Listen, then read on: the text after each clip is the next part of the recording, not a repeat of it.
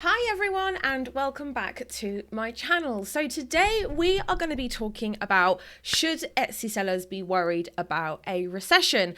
And I know that especially if you're in the UK, I'm pretty sure it spreads worldwide as well. But ever since post-COVID and all of the other things that happened before COVID, can you even believe there was a time before COVID?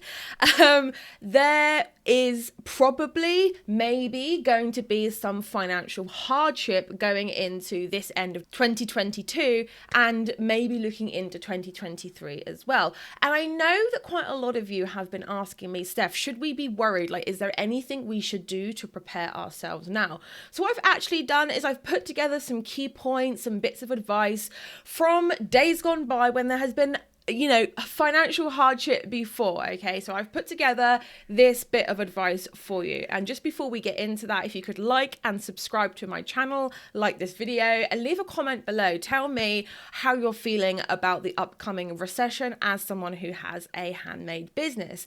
Okay, so let's get straight into it.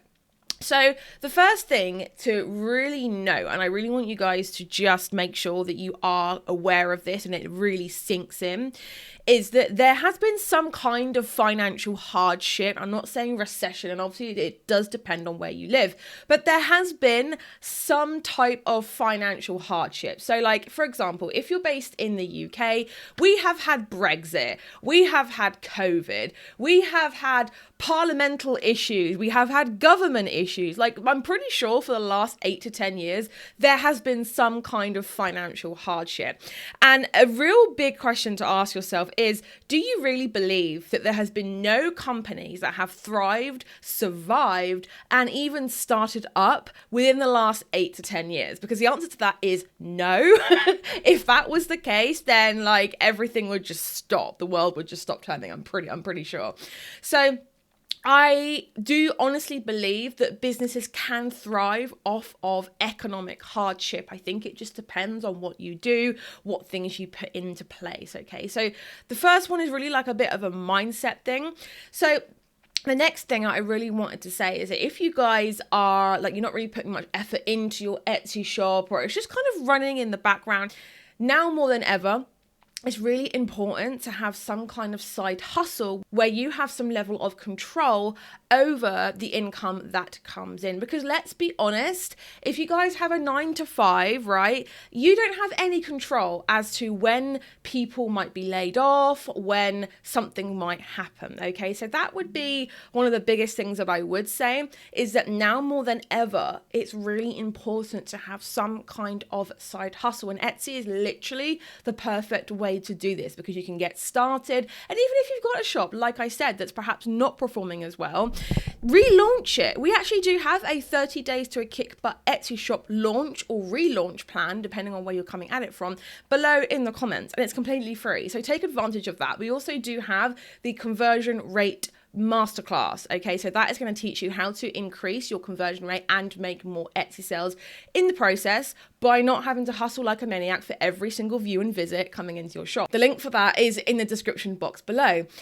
So I just really want to just make sure that you guys are aware that with your Etsy shop, with your side hustle, with your handmade business, whether it's on Etsy, your own website, any platform, you have some level of control over that income, which perhaps you won't necessarily have when bills are going up, when your job is not giving you a pay rise, or even if you get laid off. So I just really wanted to discuss that aspect of it. The next thing that I wanted to talk about was that people will always find money to spend. It's actually human nature. So many people, the vast majority of the population, will use whatever is available to them. Now, this is why sometimes we find it really hard to save and really hard to cut down, because human nature is that if we cut down in one area of our life, we will naturally incline to spend in a different area.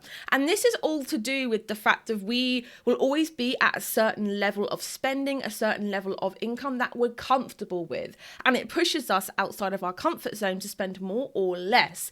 So that being said, that actually works really well for e-com sellers, aka your handmade business, because there will always be birthdays. right? There will always be gift giving occasions. There will always be events. People don't stop being human, and the psychological elements don't just stop just because that there is a recession happening in the world. Bosses, we've been having some really great conversations in today's video. However, I'm here to tell you about this. This is called your conversion rate, and I've actually made for you in the description box below a free 90-minute conversion rate masterclass. So I'm just going to quickly explain to you in 1 minute why this is important. Okay. So this is your Etsy shop and these are your customers. So let's say that you get 100 customers into your store and you have a 1% conversion rate. That means you get one sale, and roughly that's going to be about $30 to £30.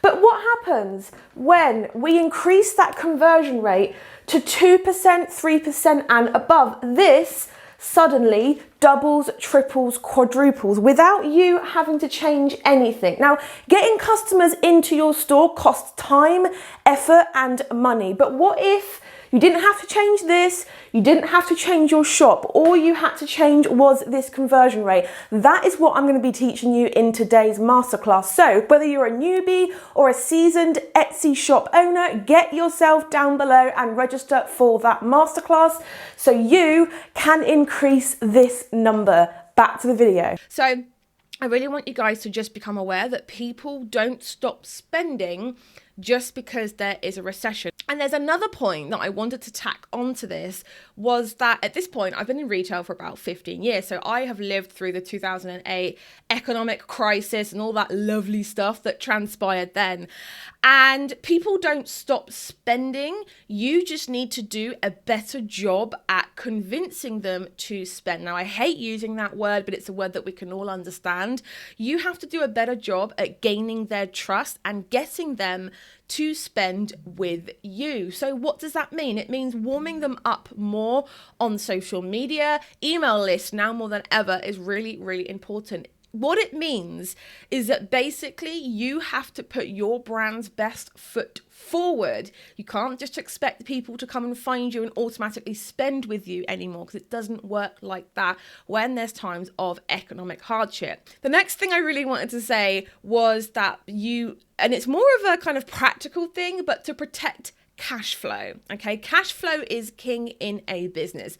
What do I mean by that? Well, what I mean is that don't spend everything coming into your business. And if you do this already, I would highly recommend to really do a deep dive into your finances, okay? Because we all have expenses, whether it's just Etsy fees, Etsy ads, or whether you have virtual assistants working for you. Maybe you use a social media tool that comes out of your account every month. The biggest thing is what I tend to focus on is I focus on cutting costs, but from a positive mindset. Now, it's really hard not to focus on the lack when there is a recession. Okay, I'm just going to say it's really, really hard. But that is actually the opposite thing that you should be doing. When you focus on lack, you get more of the thing that you are focusing on. So if you're just constantly running an internal programming in your mind that's saying, I don't want to be poor. I don't want to be poor. I want to make sales. I don't want to make, like all this kind of stuff, then you're automatically going to be focusing in on that. And that is what you're going to get more of. Okay. So what I actually do is that I look at cutting costs instead as a positive experience. So instead of me going, oh my goodness, like I have to get rid of that tool because it's costing me £30 a month and I have to stop paying for that course because it's costing me £150 a month, I actually look at how I can A, utilize it better, and B, instead maybe where I can switch that over to a tool that is a little bit cheaper, but is also better. So I look at it from a place of, okay, I've got these tools, I'm going to go look for something better on the market, rather than coming at it again from a place of lack and scarcity. Okay. One thing that I just wanted to really leave you guys with is that it's only temporary. Even in the 2008 crash, people were still spending, right? People still went on holiday. People still bought new cars. People still did all of these things. Like no one stopped spending in 2008, like completely. Like the whole world never stopped spending. That is a complete lie. It's only temporary. And I don't want you guys to make rash business decisions and cut what's already working for you because you're panicking, because you're thinking this is going to be life now. It is only temporary, okay? okay? And we don't ever know how long these things are going to last for. But I really hope that with the tips and tricks that I've gone through in this video, that is really going to help you to recession-proof your business. So guys, let me know in the comments, what is it that you sell? What was your key takeaway from this video? Let me know. Let's start a discussion in the comments. And again, don't forget some really important links in the boxy box below. But for now, guys, I will catch you in the next video. Bye, everyone.